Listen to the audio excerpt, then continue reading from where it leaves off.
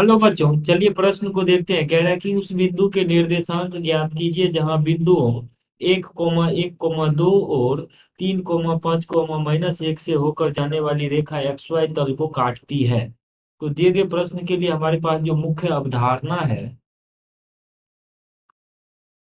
मुख्य अवधारणा यदि हम देखें तो इस प्रश्न के लिए जो हमारे पास मुख्य अवधारणा है वो है कि मान लीजिए बिंदु ए है जिसका निर्देशांक x1, y1, z1 है, तथा बिंदु बी है जिसका निर्देशांक x2, y2, z2 है। तो बिंदु ए और बी से जाने वाली रेखा का जो समीकरण होता है, बिंदु ए तथा बी से जाने वाली रेखा अगर एल है तो एल का समीकरण हो जाएगा x-x1 बटा x2 - x1 बराबर y-1 बटा y2 - y1 बराबर z-z1 बट्टा z2 - z1। तो ये हमारे पास आता है रेखा का समीकरण इन दो बिंदुओं से जाने वाली। अब देखिए यहाँ पर बिंदुओं दिया गया है, इसको अगर हम x1, y1 और z1 मान ले, तथा यहाँ पर जो दिया गया बिंदु है उसको x2, y2 और z2 मान ले, तो इस आधार पर हमारे पास जो दिया गया रेखा है उसको l मान के अगर उसका समीकरण लिखें तो यह आ जाएगा x-x1 अर्थात 1 बट्टा x2 - x1 अर्थात 3 - 1 यानी 2, 3 - 1 बराबर y-y1 यानी y-5 बटा y2 - y1 तो y2 यानी 5 और माइनस y1 अर्थात 1 बराबर z माइनस माइनस प्लस का 1 बट्टा z2 - z1 अर्थात -1 - 2।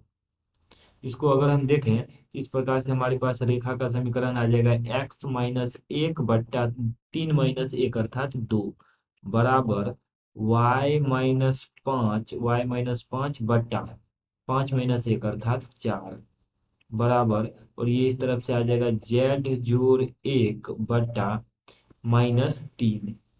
तो ये तो रेखा का समीकरण हो गया। अब देखिए कह रहा है कि उस बिंदु के निर्देशांक ज्ञात कीजिए जहां बिंदु इतना से होकर जाने वाली रेखा तल एक्स वाई को काटती है। तो इस बिंदु से इस रेखा पे अगर हम कोई बिंदु P देखें तो बिंदु P का सामान्य सा इसको अगर हम लेमडा मान लें तो इस प्रकार से आ जाएगा हमारे पास 2 लैम्डा जोड़ 1, 4 लैम्डा जोड़ 5, और ये इसका जेड निर्देशांक आ जाएगा -3 लैम्डा - 1। अब ये बिंदु P कुछ इस प्रकार से है कि मान लीजिए ये हमारे पास एक तल है जो कि एक्स वाई तल को निर्धारित करती है, और ये रेखा L है, और ये तल हमारे पास एक्स वाई तल है, और इस एक्स वाई तल पे ये बिंदु P है। तो इस बिंदु P का जो जेड निर्देशांक होगा, मान लेते हैं ये बिंदु P जो हमारे पास A, B और C है जिसके निर्देशांक, तो चूंकि हम जानते हैं कि एक्स वाई तल का जेड निर्देशांक शून्य होता है, तो इस पे जो बिंदु होगा वो आ जाएगा हमारे पास बिंदु P का इस प्रकार से जो निर्देशांक होगा वो आ जाएगा A, B, 0, और यही हमें बिंदु P का निर्देशांक इस प्रश्न में निकालना है।